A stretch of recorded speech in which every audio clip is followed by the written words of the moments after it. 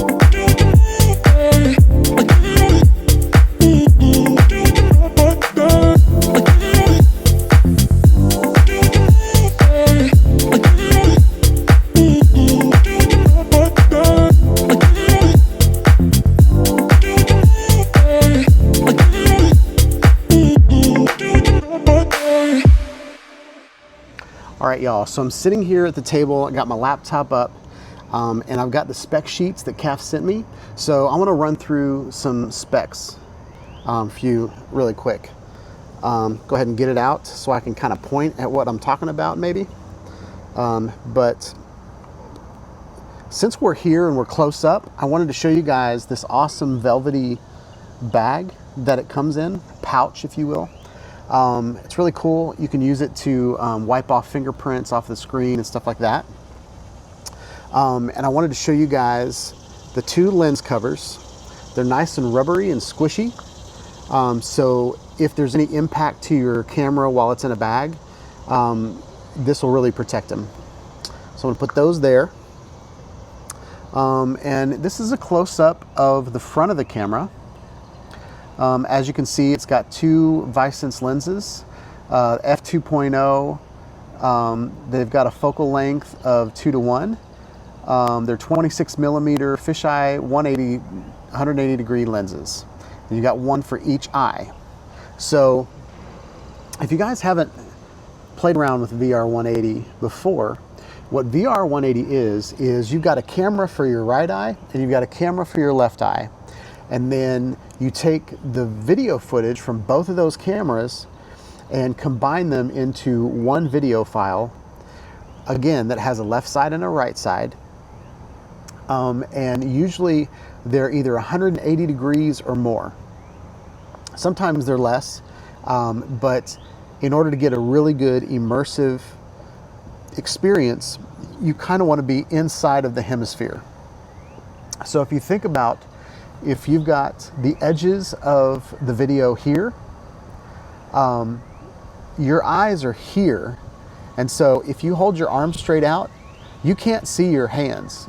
If you look straight ahead, you can't see your arms at all. So you're fully immersed in this situation. What VR180 lets you do though, is it lets you hide behind the camera.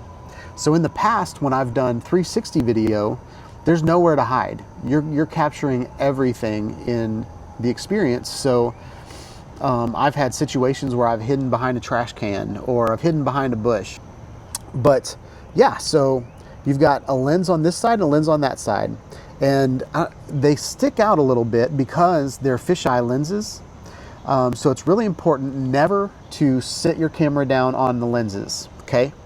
That's why these are so important, these lens caps, is they protect this lens because there is no protection surrounding the lens. So you don't want to touch the lenses, you don't want to scratch the lenses by putting your camera down or anything like that.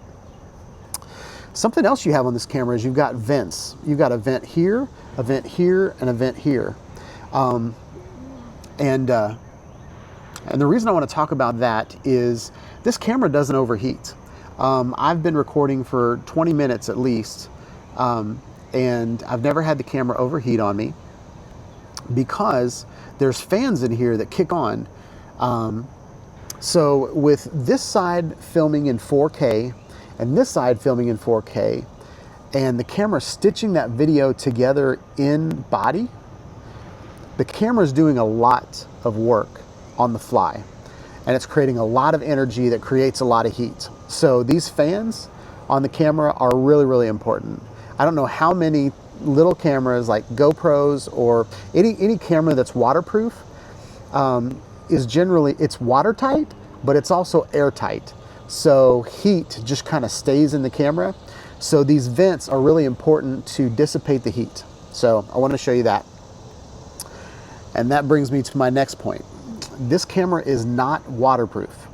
So this is not the camera that you want to take to the water park and go swimming with. It's not the camera that you want to do action sports with. And one of the reasons is you've got a left eye and a right eye. And anytime the eyes are in a weird angle, the person watching the VR video is disoriented. So what you want to do is you want to create an environment that is horizontal, that is level. So the person that's watching the video, they can look around in this stable environment. Because if you're on like a roller coaster or you're jumping off a cliff or something, those eyes need to be perfectly level. When you're walking around, one way, this camera does have a little bit of stabilization, but you can still make people sick by moving your camera around. So if you're going to do a walking shot or you're going to move around, I would put this on a gimbal to kind of control that horizon. All right. All right, so let's talk about the back. I'm going to go ahead and turn this on. And you turn it on by holding down this this red button. And it has a little Android logo. I don't know if that's going to go away, but there's Android. This camera is run by an Android system. Yeah, and I want to show you guys kind of some of the functionality. So I don't know if you guys can see the screen, but if I turn the camera sideways a little bit, there's a level in there. So again, it's very important that you have this camera level when you're filming with it. So my suggestion would be putting it on a tripod, and possibly putting it on a tripod where the arm sticks out a little bit so you don't have the legs kind of underneath your shot, because you're getting 180 degrees again. So yeah, this is the menu button. So when you click on that, it opens up this little modal, this little pop-up that pops up, and you can change all of your settings from this one little pop-up. So you can change it from photo to video to live. You can set a delay, so you can start recording like 3 seconds or 5 seconds. So if you're behind the camera, you can hit the record button and then walk around and start recording in 3 seconds or 5 seconds. I always screw that timing up, so I just hit record and then I just trim the video later. But there is that delay, which is kind of nice. You can switch between fisheye or ERP mode. I'm recording you right now in ERP mode, which is equirectangular perspective, I believe.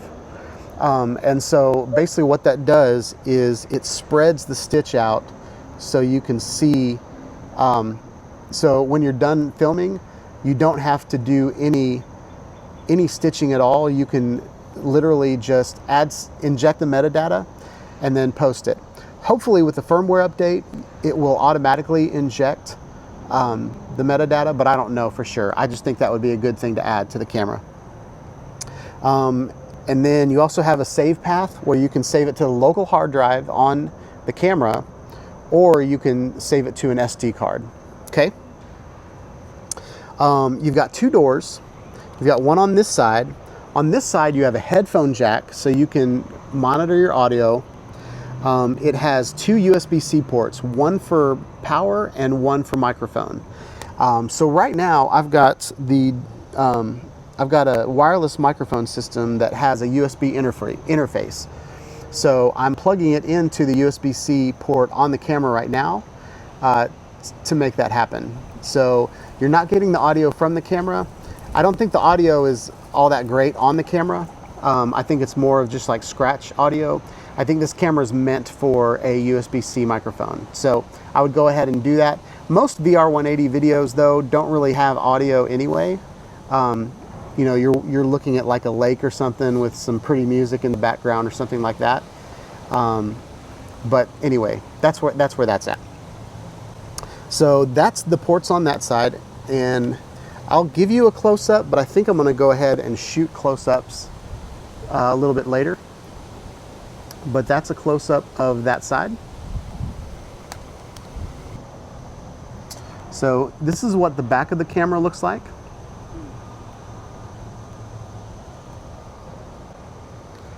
This is what the front of the camera looks like.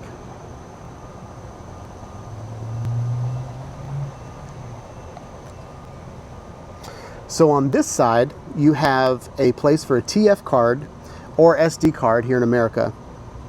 And then you have a place to plug in a network cable. So a Cat5 cable can go in here. This camera has Wi-Fi, so you can set it up for Wi-Fi to get automatic updates and stuff like that. That's what that side looks like.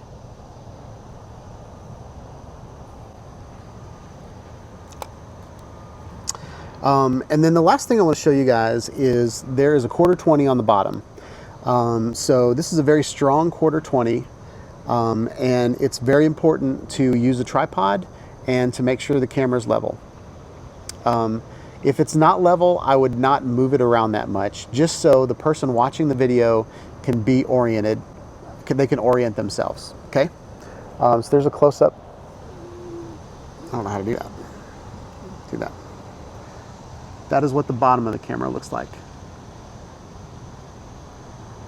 All right, y'all, so let's run through the specs of this camera real quick. I'm not a spec-heavy person, but I think it's important that you guys know what this camera can do. So I'm just going to run through their marketing material. So it's an 8K camera. So there's 4K on the left eye and 4K on the right eye. It's pocket size. Now, to give you kind of an idea of what the size of this camera is, this is my iPhone Pro Max. It's the biggest iPhone there is.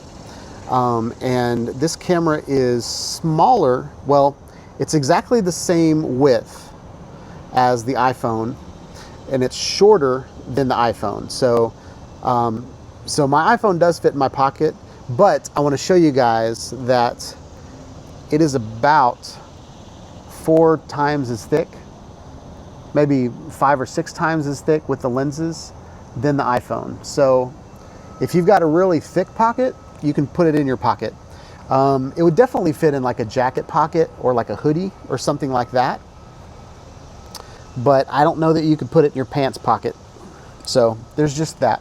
But if you got a backpack, it would definitely fit in that tiny pouch on the front of your backpack. Definitely fit in a purse, fanny pack, Lululemon bag, all those things. Definitely fit in one of those. So it's got a beauty filter in there. It's VR180. It's got 3D spatial video. It's got Sony sensors. So let's see. Dual customizable lenses. It's got dual Sony IMX577 sensors, and they're 1/2.3 inches. So it's a pretty decent sensor. This camera might not do the best in low light situations, but on a nice day, in a nice situation, maybe even a nice concert out in the sun, I think it would do a really good job. This type of sensor might struggle in low light situations, and the AI and the automatic capturing might mess up in lower situations. All right.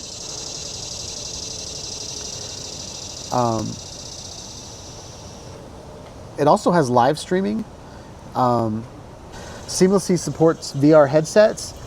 So what I've been doing with this camera is I've been uploading the video files to Google Drive, and then I've been downloading them on my MetaQuest 3, and I've been looking at the videos through that. And the videos look great. Everything is kind of auto, so there's no manual features yet. I don't know if they're going to add that to the camera, but this is very consumer, very automatic camera settings, and all the videos looked really good so far. Right now I'm very backlit, so I'm interested to see whether this video is good or not. I really think it is, because I was backlit yesterday and it worked out. So the actual specs of the camera, it is 4 inches by 5 inches. Yeah, it weighs 300 grams. The material it's made out of ABS plastic and PC. Not sure what PC is. It's got an aperture of f2.0, viewing angle of 180 viewing angle 180 degrees. The sensors that I mentioned are 12 megapixel sensors. The mode is VR180 3D. So you've got a left eye and a right eye, so that's 3 dimensions, and each eye will have a different perspective.